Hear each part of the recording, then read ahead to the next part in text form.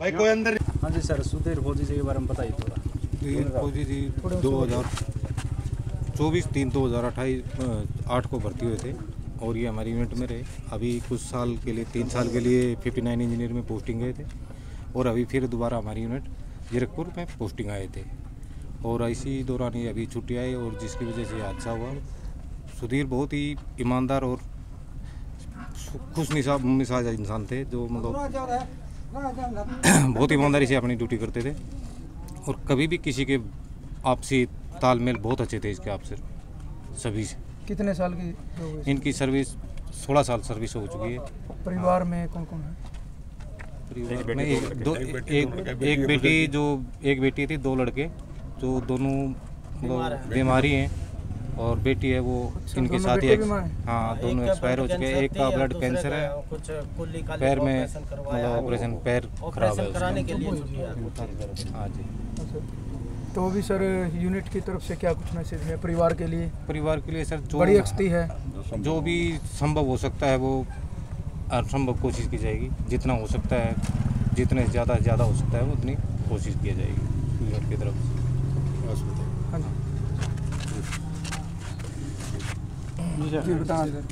आज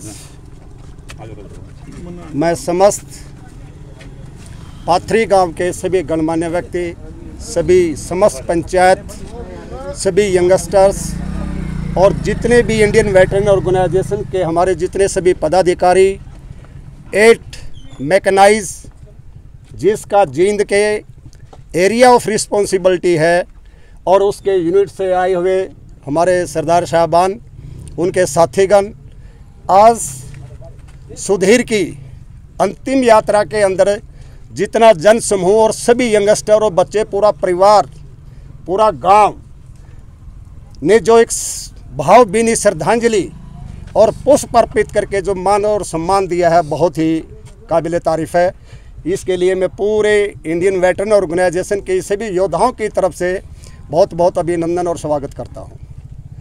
सुधीर जैसे अभी आपको हमारे 57 इंजीनियर रेजिमेंट जो कि जीरकपुर में है, 23 मार्च 2004 को वो इनरोल्ड हुए थे, भर्ती हुए थे और आज वो भगवान को अंतिम यात्रा के अंदर परमात्मा के चरणों में विलीन हुए हैं।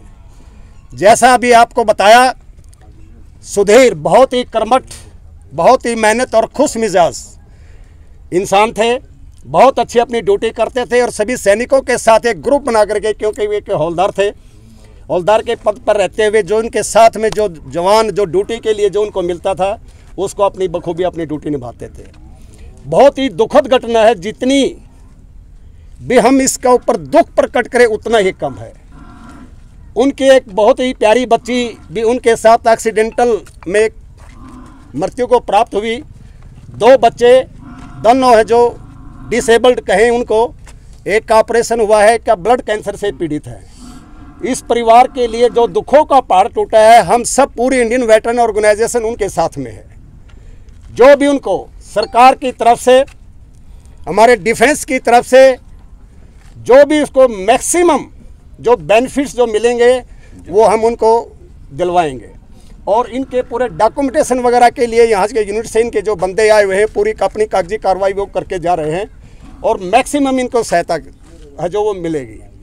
लेकिन इसके साथ साथ हमारी ही नहीं, गांव वासियों से भी हमारा निवेदन है, हाथ जोड़ करके निवेदन है कि इस मुहिम को, इस दुख की घड़ी में परिवार के साथ खड़े होकर के गांव के सरपंच, मौजूद गणमान्य व्यक्ति भी सरकार से गुहार लगाए कि भी इस परिवार के पास आजीविका का कोई साधन नहीं रहा।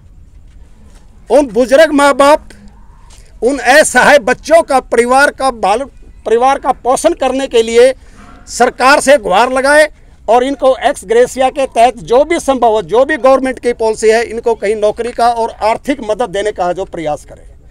इसमें सभी गाँव वालों की एक सती है, किसी सैनिक की धर्म और जाति नहीं होती, कोई क्षेत्रवाद नहीं होता, देश का सैनिक का जो शहीद होता है और ये जो घड़ी है ये हम सब के लिए एक दुखद की घड़ी है, और इसमें हम जितनी भी परिवार के लिए, जितनी भी आर्थिक मदद के लिए जो सहायता कर सकते हैं हम उनके साथ खड़े हैं, और उनको ज़्यादा से ज़्यादा सहायता है जो परिवार को मिलनी चाहिए, ताकि इनका परिवार का पालन पोषण है जो अच्छे ढंग से हो सके।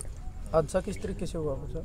हादसा जैसे आपने पेपरों में भी पढ़ा होगा, ये एक पार्ट ऑफ फेल जी वार्षिक छुट्टी का एक अंश होता है, उसको लेकर के ये 27 डेज के लिए छुट्टी आए हुए थे, और अकस्मात और भगवान की ऐसी घटना, 2 दिन पहले छुट्टी आए थे, और वो छुट्टी के दौरान आने के बाद में जैसे हमारे हिंदू कस्टम, हिंदू रीति रिवाज और परंपराएं जो चली आ रही हैं कि ये अपनी बुआ जी के कोथली देने के लिए जा रहे थे, जैसे हमें पता लगा जी।